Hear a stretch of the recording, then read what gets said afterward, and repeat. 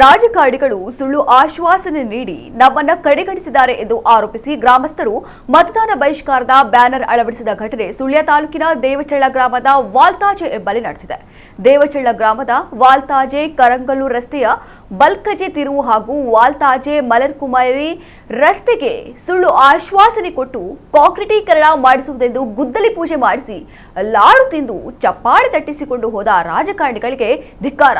ಇದೇ ರೀತಿ ನಮ್ಮನ್ನ ಕಡೆಗಣಿಸಿದ್ದೇ ಆದಲ್ಲಿ ಮುಂದಿನ ಚುನಾವಣೆಯಿಂದ ಬಹಿಷ್ಕರಿಸಲಾಗುವುದು ಎಂದು ಬ್ಯಾನರ್ ಅನ್ನ ಅಳವಡಿಸಿ ಗ್ರಾಮಸ್ಥರು ತಮ್ಮ ಆಕ್ರೋಶವನ್ನ ವ್ಯಕ್ತಪಡಿಸಿದ್ದಾರೆ.